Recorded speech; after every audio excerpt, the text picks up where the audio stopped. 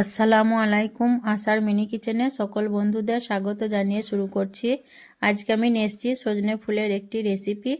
আর সজনে ফুল ফুরিয়ে যাওয়ার আগে অবশ্যই কিন্তু এই রেসিপিটি একবার বানিয়ে দেখুন, নইলে কিন্তু আফসোস থেকে যাবে। এতটাই সুস্বাদু হয় সজনে ফুলের এই রেসিপিটি।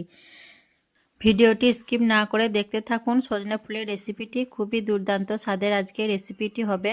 ভিডিও কিন্তু স্কিপ করে দিলে মিস করবেন কিভাবে আমি রেসিপিটি বানাচ্ছি। আগেকার নানি দাদিরা যেভাবে বানাতো সেইভাবেই আজকে রেসিপিটা আমি বানাবো। খুবই সুস্বাদু একটা সজনে ফুলের রেসিপি। তো ভিডিওটি দেখতে থাকুন। আর যারা নতুন বন্ধু আমার ভিডিওটি দেখছেন, ভালো লাগলে অবশ্যই আমার চ্যানেলটি সাবস্ক্রাইব করে আমার পাশে থাকবেন। এখানে দেখুন আমি গাছ থেকে কিছু টাটকা সজনে ফুল পেড়ে নিয়ে এসেছি। আর ফুলগুলো থেকে খুব সুন্দর একটা গন্ধ বের হচ্ছে, একদম মহমহ করছে গন্ধে, খুব ভালো লাগছে। আর ফুলগুলো দেখুন একদম টাটকা সাদা ধপধপে, দেখতে খুব সুন্দর লাগছে ফুলগুলো দেখতে। তো দেখুন প্রথমে আমি ফুলগুলো আগে বেছে নেব। ফুলগুলো আমি একটা একটা করে এইভাবে সবগুলোই ছাড়িয়ে নেব ডাল থেকে, দেখুন এইভাবে করে। আর টাটকা এই সজনে ফুল রান্না করলে খেতে কিন্তু খুবই ভালো লাগে। আর আজকে রেসিপিটা আমি যেভাবে বানাবো গরম গরম ভাতের সাথে খেতে কিন্তু দুর্দান্ত লাগে, খুবই মজাদার একটা রেসিপি। তো প্রথমে আমি ফুলগুলো বেছে নিই। দেখুন ফুলগুলো আমার সব বাছা হয়ে গেছে, খুব ভালোভাবে আমি বেছে নিয়েছি একটা একটা করে। ফুলের পেছাটা এখন আমি সাইডে রেখে দেব। আর প্লেটের মধ্যে যে আলু টমেটো বেগুনগুলো আছে সেগুলো আমি কেটে নেব। এখানে আমি একটা বেগুন নিয়েছি, আর বেগুনটা আমি অর্ধেকটা রেখে দিলাম আর অর্ধেকটা নিয়ে নিচ্ছি রান্না করার জন্য। তো বেগুনটা আমি দেখুন এইভাবে লম্বা আর পাতলা করে কেটে নেব। বেগুনটা কেটে নেওয়ার পর আমি পানির মধ্যে দিয়ে দেব, তাহলে বেগুনের গায়ে কালো কষটা ধরে যাবে না। বেগুন কেটে নেওয়ার পর আমি একটা ছোট সাইজের আলু কেটে নিচ্ছি।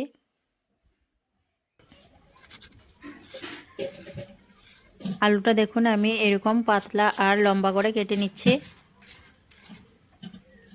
ঠিক এইভাবে করে কেটে নিয়েছি আলুটা।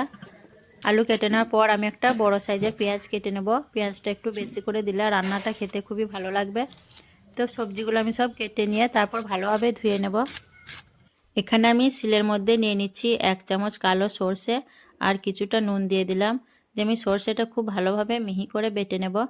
আপনারা চাইলে হলুদ সর্ষেও ব্যবহার করতে পারেন, আমার কাছে কালো সর্ষে ছিল তাই আমি কালো সর্ষে নিয়েছি। সর্ষেটা দেখুন বেটে নেওয়ার পর আমি একটা চা ছাঁকনি দিয়ে সর্ষেটা ছেঁকে নিয়েছি, এতে করে কালো যে সর্ষের খোসাটা সেটা বাদ চলে গেছে। আর এখন আমি পোস্ত বেটে নেব। এখানে আমি পোস্তর পরিমাণটা একটু বেশি করেই নিয়েছি, তাহলে রেসিপিটা খেতে খুবই দুর্দান্ত স্বাদের হবে। দিয়ে পোস্তটা আমি বেটে নেব।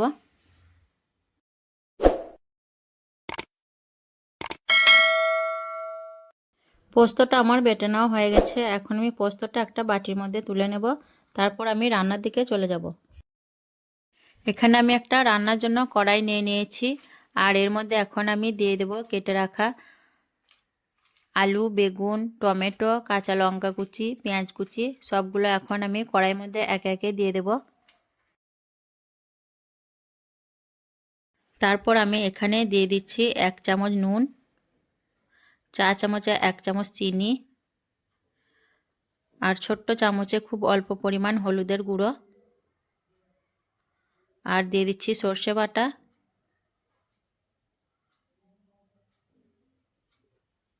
পোস্ত বাটা। পোস্তর বাটিটা ভালো করে পুছে নিয়ে নেব। আর দিয়ে দিচ্ছি পরিমাণ মতো সর্ষের তেল। দিয়ে হাত দিয়ে আমি খুব ভালোভাবে চটকিয়ে মেখে নেব, যাতে বেগুন এবং পেঁয়াজ থেকে কিছুটা পানি ছেড়ে দেয়। হাত দিয়ে খুব ভালোভাবে কিন্তু চটকিয়ে মেখে নিতে হবে।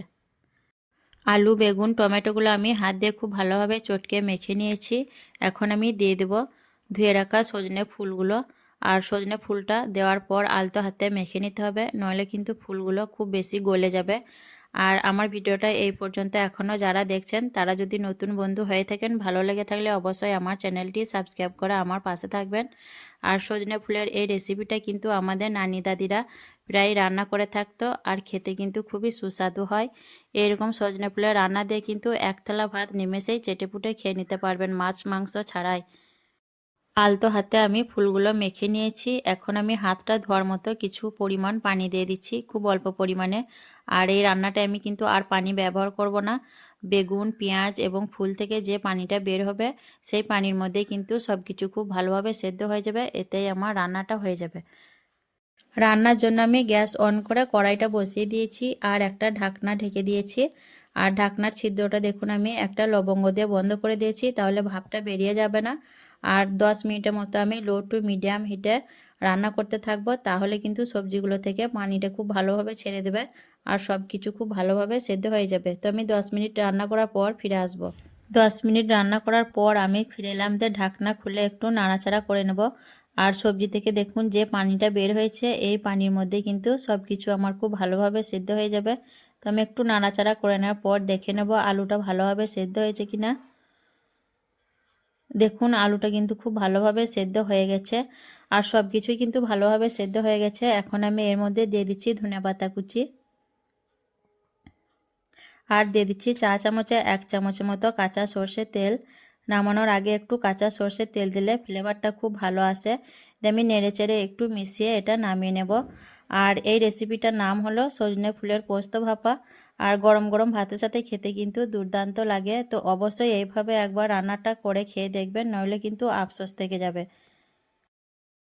আজকের সজনে ফুলের রেসিপি কেমন লেগেছে অবশ্যই কমেন্টে জানাবেন। ভালো লাগলে লাইক করবেন, শেয়ার করবেন আর আমার চ্যানেলটি সাবস্ক্রাইব করে আমার পাশে থাকবেন।